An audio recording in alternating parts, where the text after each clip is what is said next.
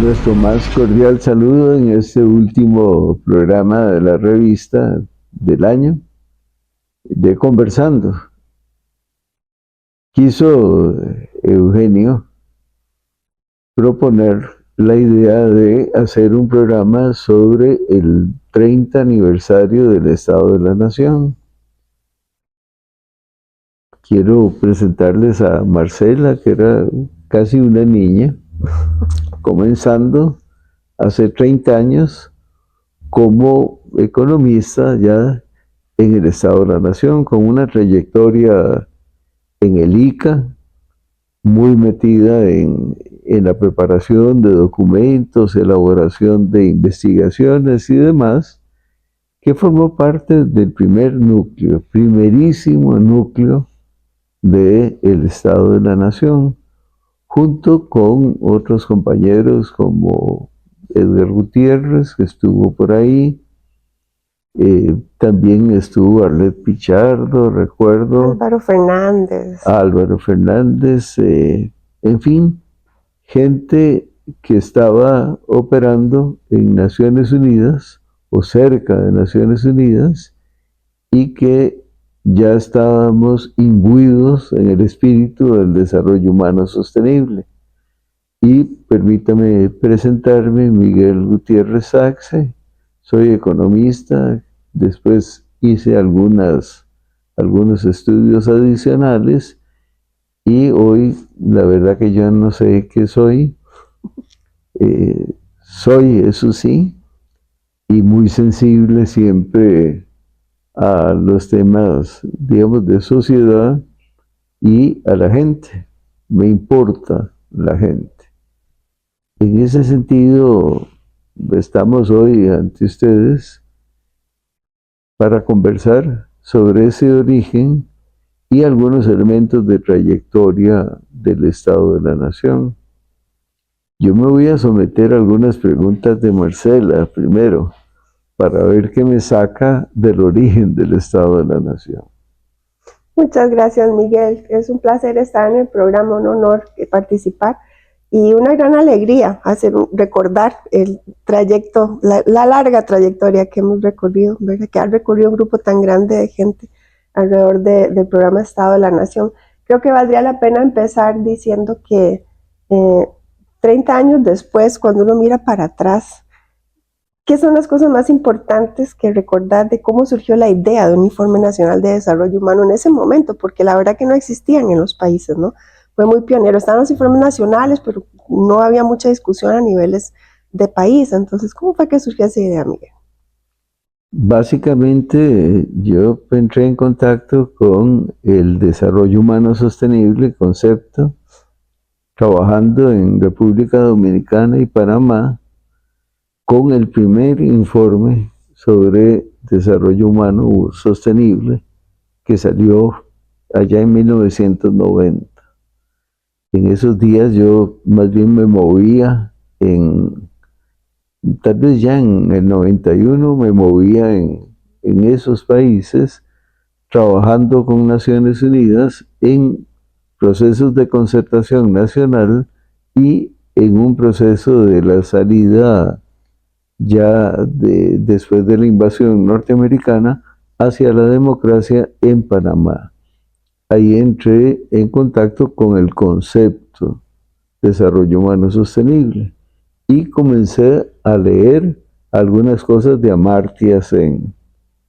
Amartya Sen es como la figura que se encarga de elaborar el concepto, que es un concepto que viene a cuestionar profundamente en materia de desarrollo el concepto de Producto Interno Bruto como concepto resumen del desarrollo de los países y que a su vez explicaba el desarrollo mismo, cosa extraña, porque en realidad era un indicador o, si se quiere, parte de las cuentas nacionales para expresar el volumen de bienes y servicios de una sociedad. Entonces, muy impactante resultó para mí el concepto de desarrollo humano sostenible y comencé a elaborar en eso, bueno, haciendo un proyecto alterno a lo que es el ajuste estructural del Banco Mundial, por lo menos el que se hacía en esa época, y trabajar un concepto mucho más dinámico, no un ajuste recesivo, sino más bien procurando que se ampliaran las oportunidades para la gente desde un principio. No pegarle un frenazo a la economía, no pegarle un frenazo a la sociedad, sino buscar la forma de que se diera ese desarrollo. Por ahí al inicio de los 90 estamos hablando, ¿no? Estamos hablando de 1990-91. Después hay una anécdota que a mí me resulta muy aleccionadora. Ya con este concepto de desarrollo humano sostenible en la cabeza, caminaba con José Andrés Macís, no en un aula, no en una universidad, sino marchando en una calle, peleando por el presupuesto universitario. Estamos hablando de 1991, un momento en donde el ministro de Hacienda dijo, no, vamos a déficit cero y punto. Y bueno, obviamente eso perjudicaba mucho la expansión de las universidades, la expansión del gasto social, la expansión de muchas cosas. Y la verdad que era un ajuste innecesario. Si bien se podría haber manejado de otra manera, incluso como se ha venido manejando años atrás en este mismo periodo. Pues bien, iba conversando con José Andrés Macís y yo le llamé la atención a José Andrés. Él era el director de la Oficina de Planificación de la Educación Superior, algo así como un rector sin universidad. Y esa es más o menos mi definición. Le dije, es una lástima que las universidades tengan que improvisar cada cierto número de años. La enorme importancia que tienen las universidades en el desarrollo nacional y que no tengan una voz cotidiana sobre el desarrollo. Las universidades habían perdido, diría yo, interlocución con la sociedad en estas reflexiones del desarrollo. No eran tan intensas como en los 40, 50, 60, incluso en los 70, las universidades fueron muy activas en materia de desarrollo. Y él me dijo, bueno, ¿por qué no hacemos un índice como el que tiene la Universidad de Michigan sobre el tema de calidad de vida, ese tipo de cosas, medían o sigue midiendo la Universidad de Michigan? Mi respuesta fue esta: ¿por qué no pensamos más bien en adoptar un índice como el Índice de Desarrollo Humano para compararnos internacionalmente y profundizamos con estudios los factores del desarrollo del país? Le pareció una buena idea y comenzamos a elaborar, madurar esa idea para llevárselo a los rectores. ¿Qué nos trajiste? Este es el primer esquema que presenté en septiembre del 91 al Consejo Nacional de Rectores, que es como una especie de arreglo de sociedad que pudiera encabezar, que pudiera orientar estudios sobre esos factores del desarrollo de Costa Rica. ¿Por qué Costa Rica? Bueno, uno, porque en el índice de desarrollo mundial, de desarrollo humano mundial, resultaba un país muy destacado, una cosa muy particular. País número 32 de los 160 y algo que con los que comenzó el informe. Era el país 32. Entonces, valía la pena estudiar este país, obviamente. Y además, como ya narré, está un tanto amenazada esa continuidad del desarrollo. ¿Por qué? Porque de ahí peregrinas ideas que se le ocurren a gente fuera, que las trae acá y trata de aplicarlas sin entender cómo es este país y cuáles son sus tradiciones históricas. Ahí salió poco a poco, tardamos algunos años en que eso se diera, se completara el informe, algunos años, pero finalmente fue. Y ahí juntamos aquel equipo alegre, muy trabajador, por cierto, terriblemente trabajador. Y bueno, ahí comenzó el informe. Yo quería tal vez recordar como dos cosas que me parecen muy importantes de esas primeras épocas donde tuve el honor de participar recién graduada, así que con todo el impulso y la emoción de creer que uno sabe mucho sobre los temas en los que participa.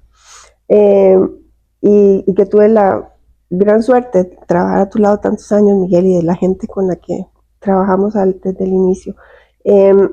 Tal vez hay dos cosas que me marcaron muchísimo. Una, que teniendo la alternativa de hacer una gran colección de datos y analizar datos con un potencial ahí de investigadores e investigadoras de alto nivel, el programa optó por construir un marco conceptual.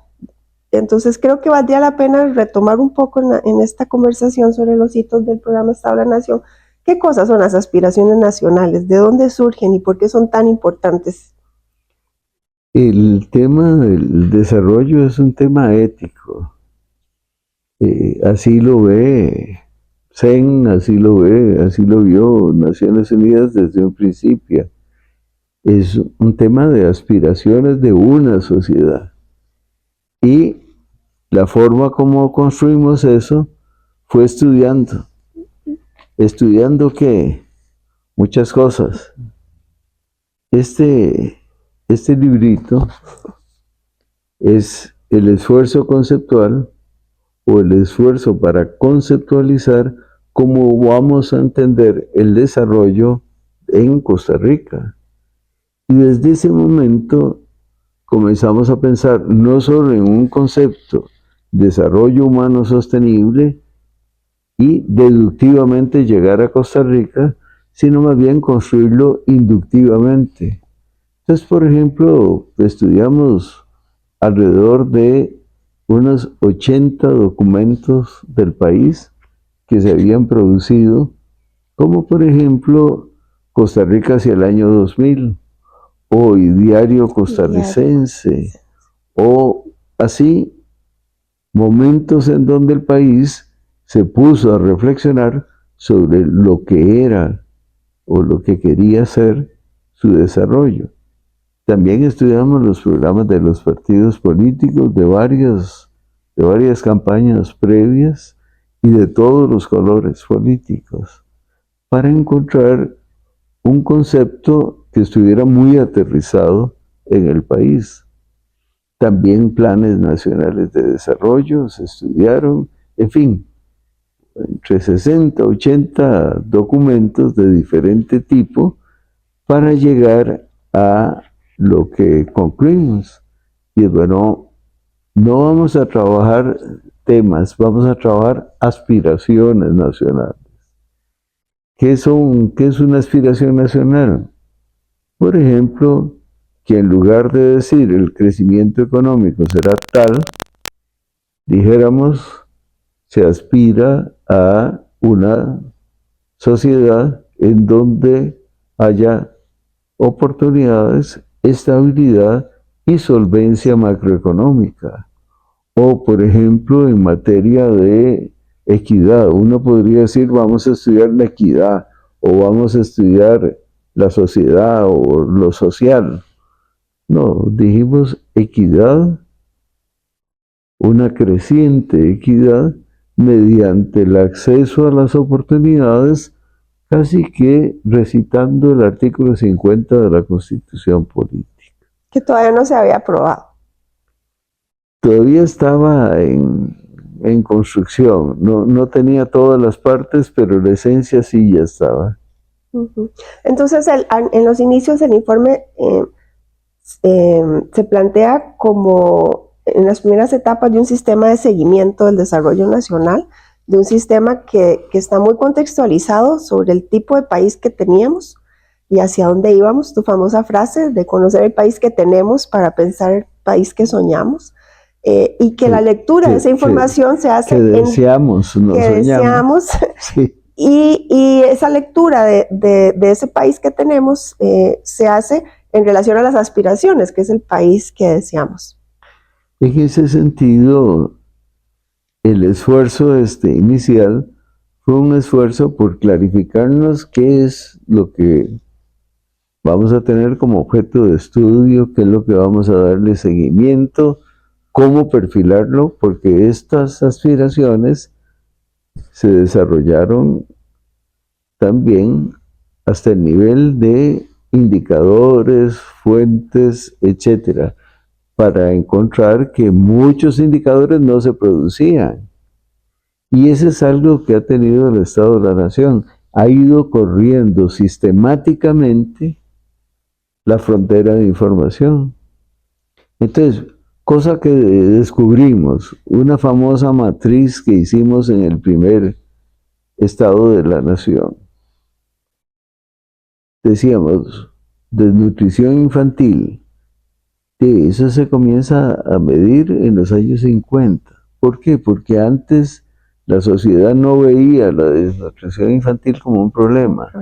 O pobreza, por ejemplo, la sociedad comienza a medir la pobreza en 1961 y la mitad de la población estaba en condición de pobreza.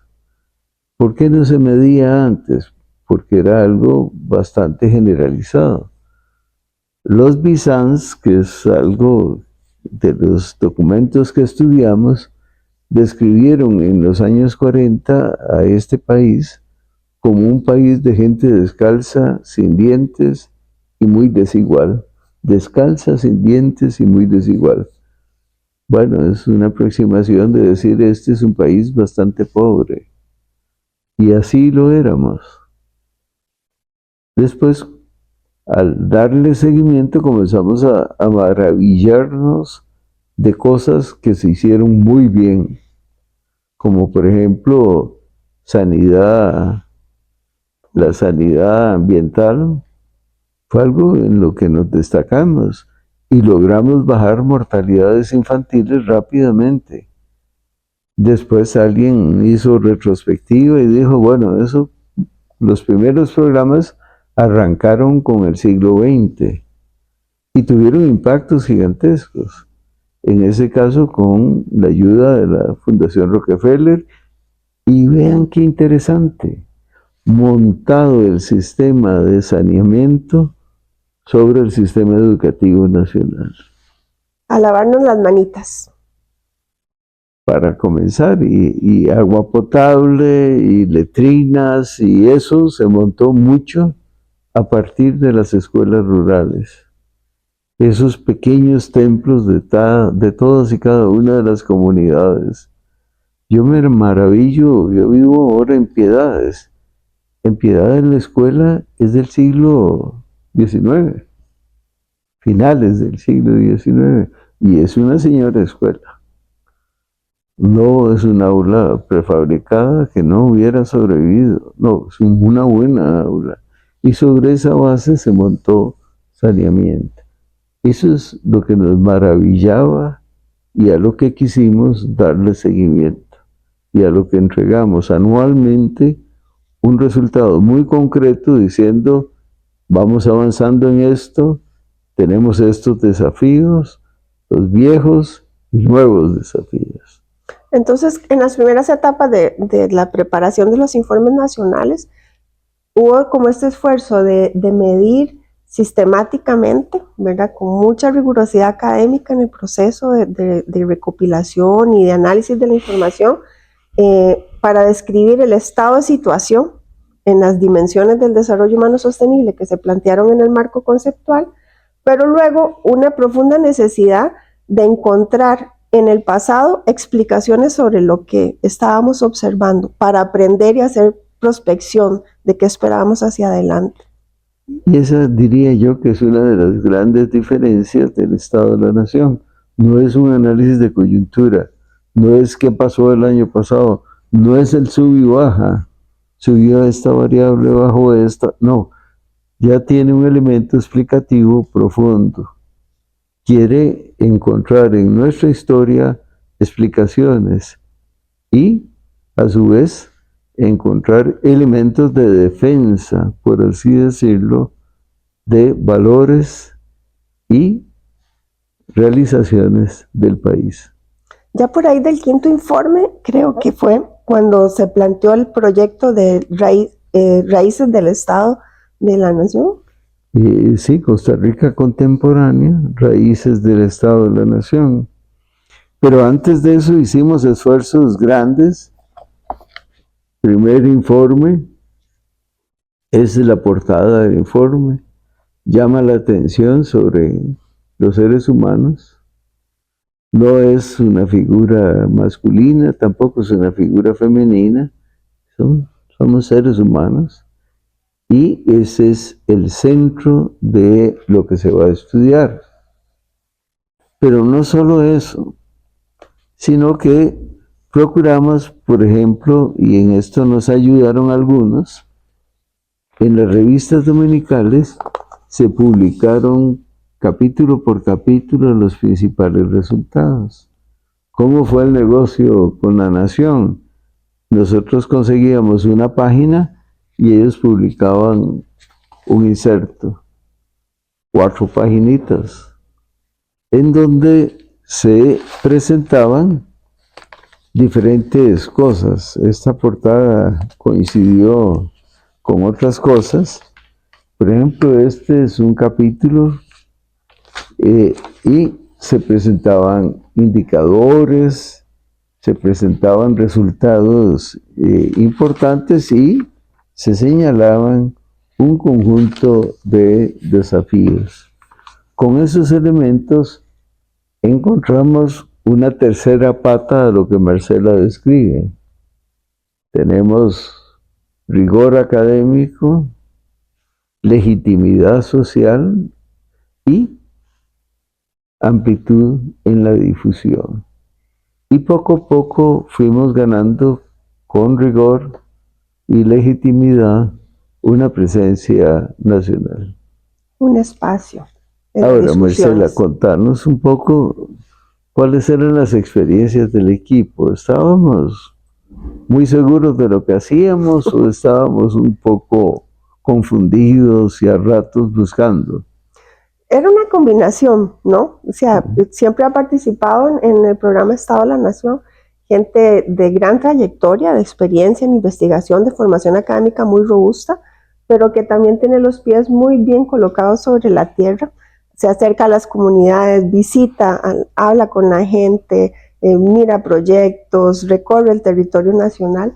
Entonces es una combinación de gente que puede hacer lecturas sobre la realidad nacional desde una experiencia académica, digamos, un nivel conceptual profundo, importante, ¿verdad?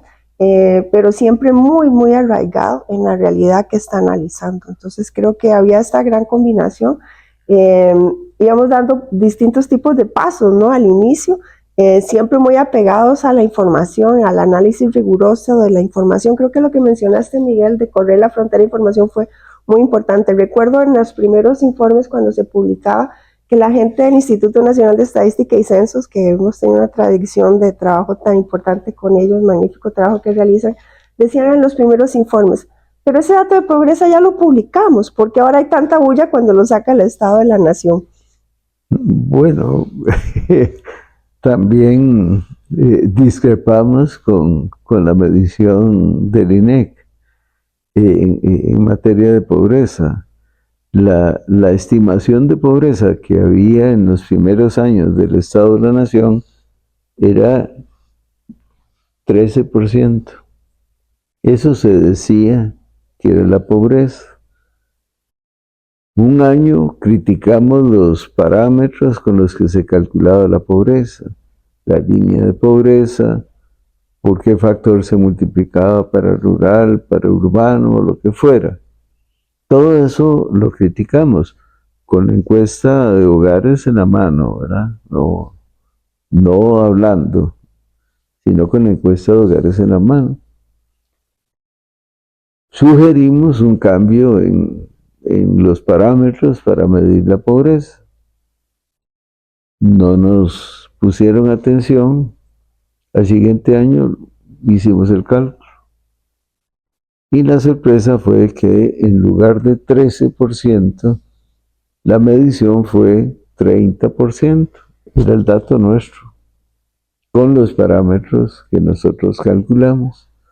Por supuesto que ahí hubo una conmoción, algunas presiones, pero finalmente nosotros desde un principio aclaramos que no es que había crecido de un año a otro de 13 a 30, sino que era un cambio en la metodología, un cambio que habíamos razonado, con parámetros y además con cálculos muy precisos, basándonos en la encuesta de hogares, no inventando. Y bueno, al siguiente año ya el gobierno publicó una cifra intermedia, 26%. Claro, de aquel momento hacia finales de los 90 se llevó la pobreza a alrededor de un 20% y casi que desde ese momento para acá ha andado ahí fluctuando en un 20%. ¿Por qué resultó tan impactante la medición de pobreza? Por el cambio que introdujimos, la polémica que se generó. No es el único caso. Exactamente. Entonces, mi respuesta a tu pregunta fue otra pregunta sobre el caso del INEC, ¿verdad? Creo que a lo largo ya tal vez nos vamos acercando casi a la primera década de producir estados de la nación, habíamos aprendido mucho sobre la calidad y cantidad de información disponible, a dónde estaban los principales vacíos de producción de estadísticas en el país para poder profundizar en los análisis.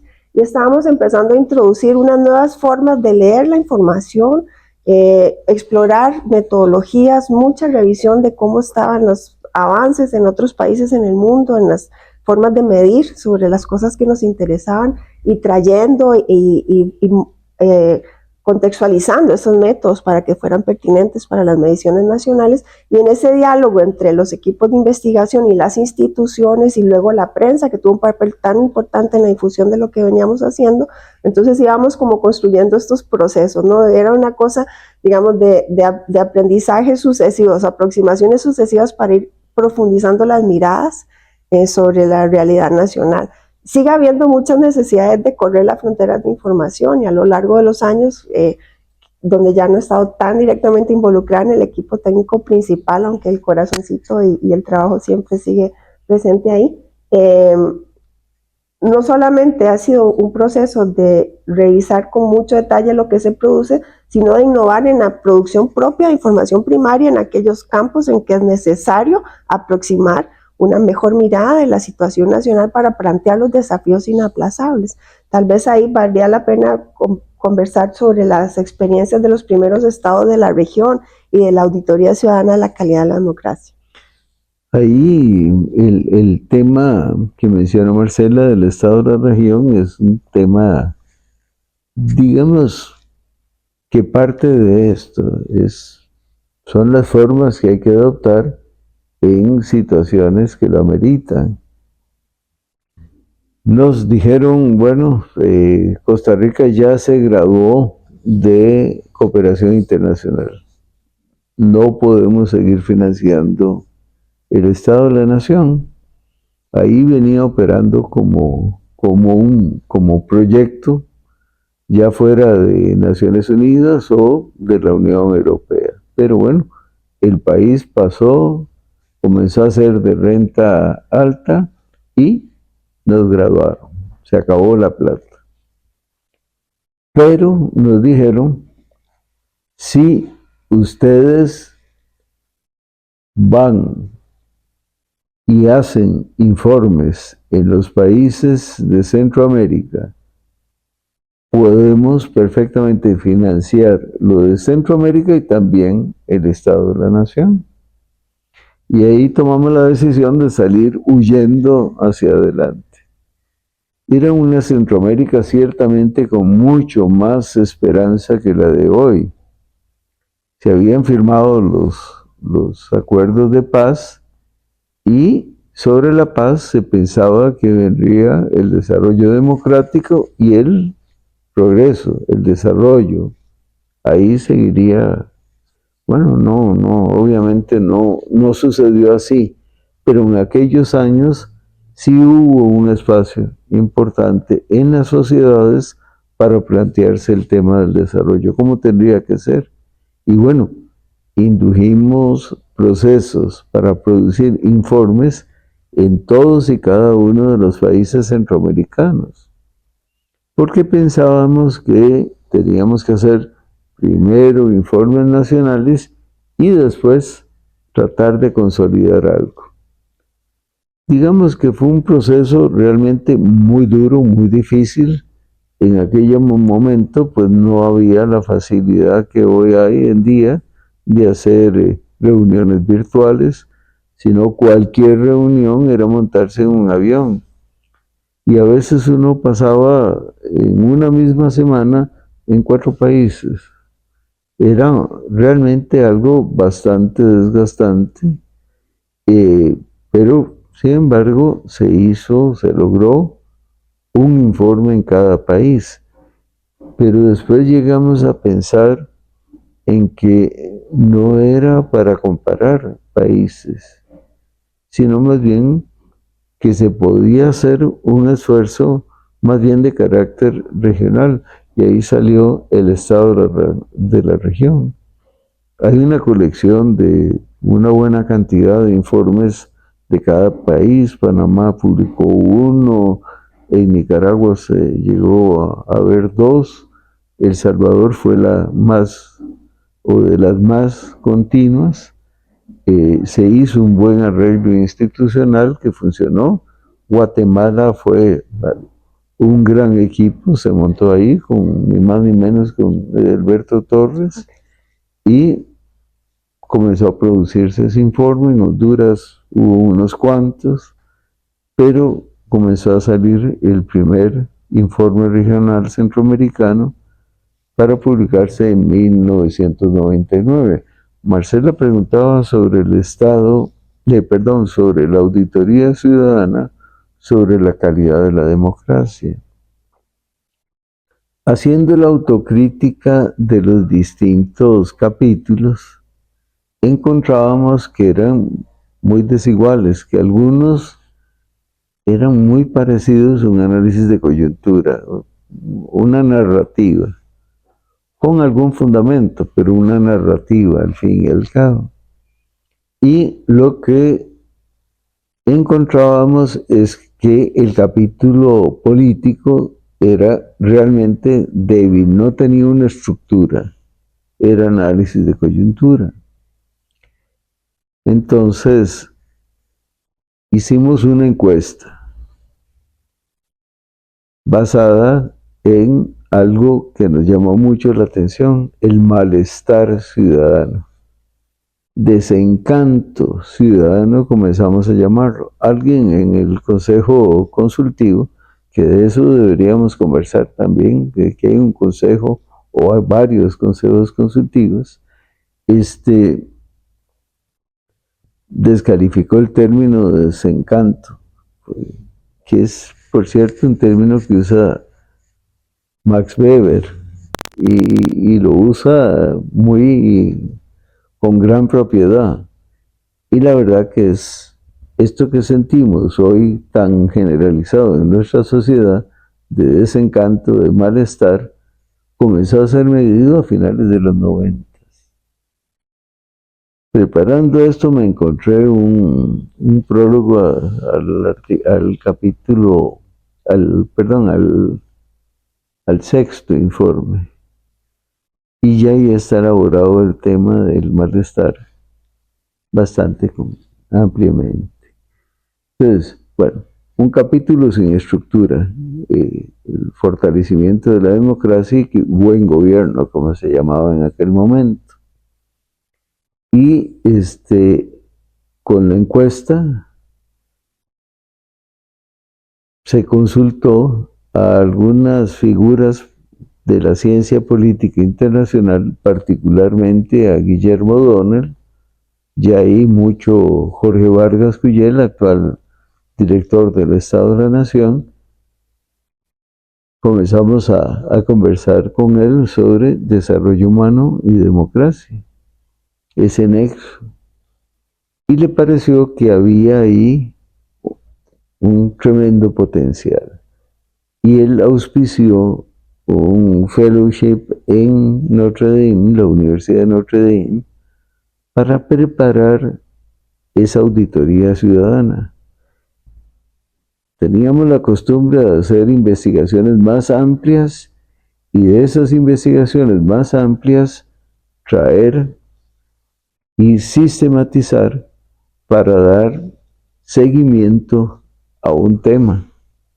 No era todo el despliegue de investigación, sino seguimiento. Pues te decía, consejo consultivo, ¿para qué, Marcela? ¿De dónde salió la idea y desde cuándo? Desde el puro arranque del programa, ¿no? Siempre decimos que el Estado de la Nación se sigue diciendo desde el inicio, es algo que por 3 décadas se ha mantenido y seguramente que es parte del éxito que el programa ha ido acumulando a lo largo de los años, es que se basa en estos 3 principios que ya has venido mencionando desde que arrancamos esta conversación: rigurosidad académica, fuerte rigurosidad académica, ciencia en la producción de los análisis que se realizan, amplia difusión, como algunos de los materiales que están mostrando, no solamente los informes que con toda claridad, por más esfuerzos que se hagan desde gráficamente su producción para que sean amigables, interesantes para las personas lectoras, sin duda siguen siendo documentos para un público reducido de personas, son textos grandes, ¿verdad? Muy pesados, con mucha información, muchos datos que no públicos tan amplios pueden leer. Entonces se hacen grandes esfuerzos por otras formas de difusión de los resultados con gran diversidad. Desde programas de radio se hacían distintos programas, materiales para divulgación en el sistema educativo, para trabajar con sectores sociales, para llevar a las regiones. Entonces había todo este esfuerzo para la amplia difusión. Y la tercera gran pata de estos principios es la legitimidad social. Y entonces, pensando en cómo construir esa legitimidad social, el programa decidió desde sus inicios que había que tener un grupo asesor permanente, consultor permanente, con quienes se pudieran testear las ideas, discutir las propuestas, ¿verdad? Y que ese grupo tuviera una representación muy, muy amplia de diversos sectores de la sociedad, desde el Estado, sector privado, la academia, grupos sociales, ahí hay sindicatos, todo tipo de organizaciones.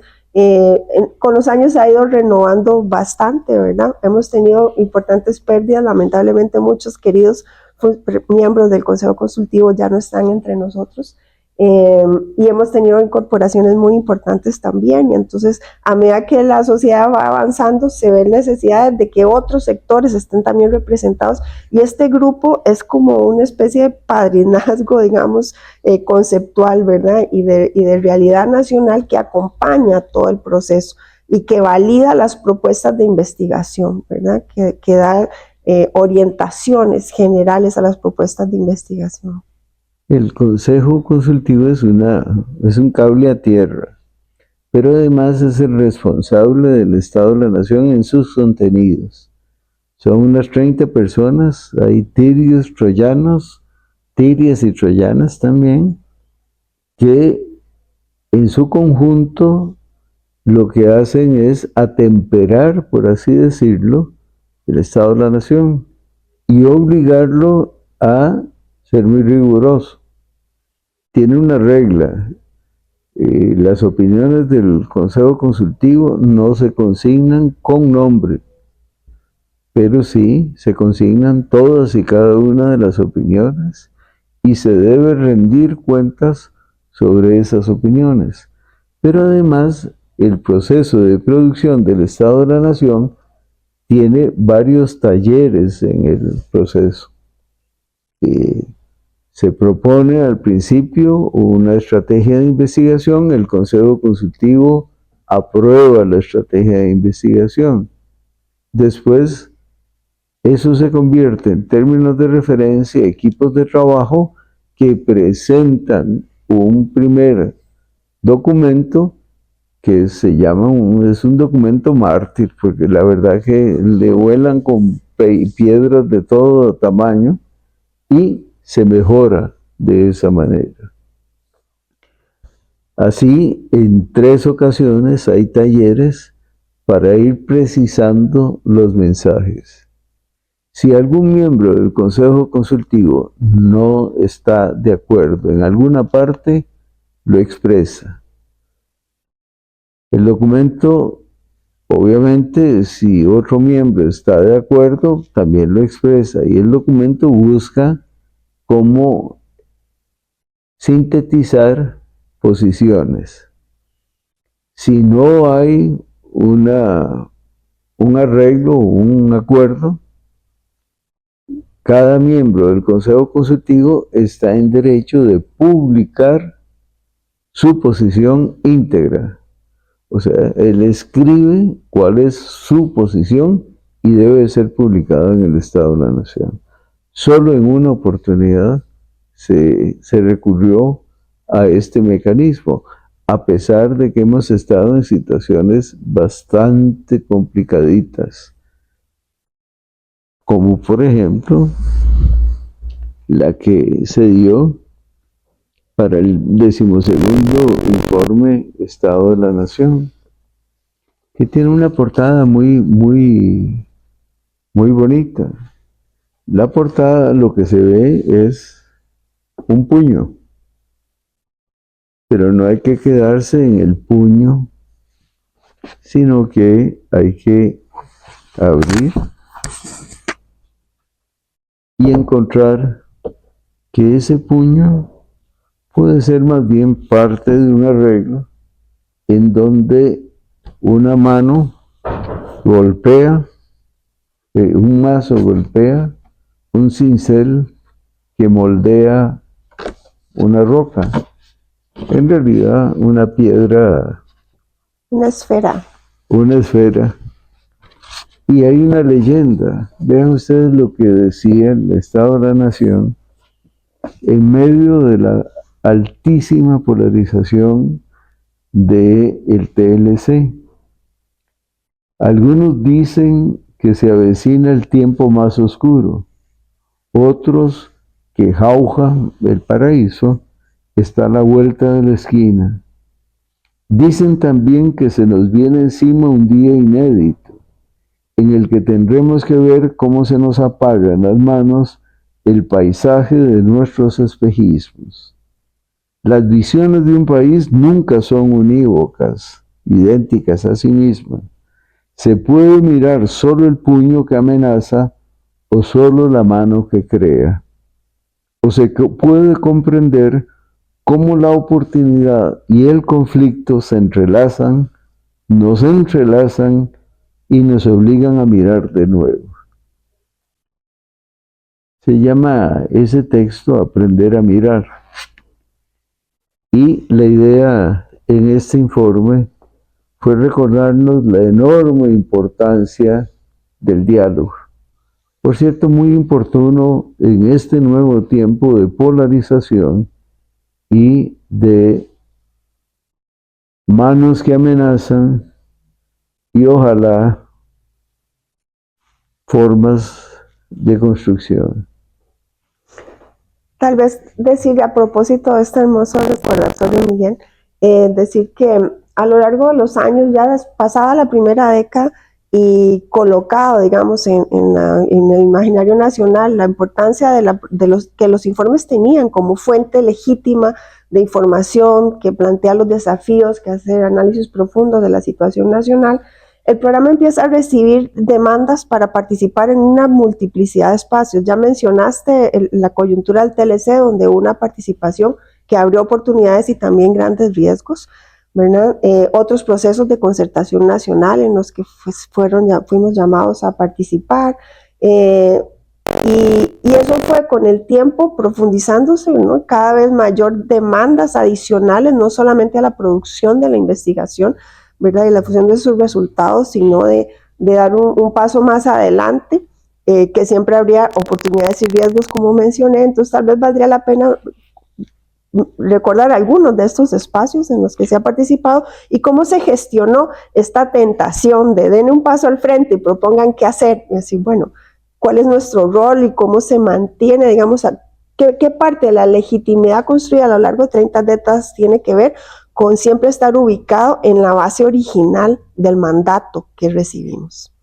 Tal vez el mejor ejemplo de cómo se convirtió un diálogo nacional después de la frustración del proceso de concertación nacional.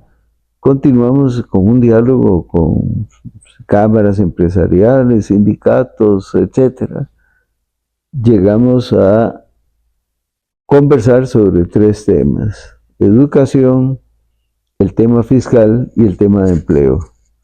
Salió una política nacional de empleo, salió una reforma fiscal que se planteó ya no muy distinta a la que finalmente se aprobó, 20 y pico de años después, y un tercer elemento que era educación. Ahí el presidente Pacheco pidió a los rectores apoyo en materia educativa. Los rectores le respondieron: mire, con todo gusto, formación docente, lo que hacemos, podemos revisarlo, mejorarlo, cosa que se hizo, y le ofrecemos a usted publicar un informe sobre el estado de la educación tal como se publica el Estado de la Nación. Estamos hablando de 2005. Por 2 años se hizo un informe con los sobrantes de información del Estado de la Nación. Al tercer año se hizo un gran esfuerzo, Isa, vos también, por sistematizar documentos sobre educación en el país para producir las aspiraciones en materia de educación. De ahí salió el Estado de la Educación. Los diálogos también engendran nuevos desafíos de información y nos obligan a correr la frontera de información. En este tiempo de posverdad, instrumentos de esta naturaleza vienen al menos a mostrar quién es un carebarro y quién no es un carebarro manejando información. Y esa es la breve historia, no tan breve ya, 30 años, de el Estado de la Nación, que le agradecemos a la revista El Espacio para haberlo conversado en esta oportunidad con ustedes, Marcela, y este servidor.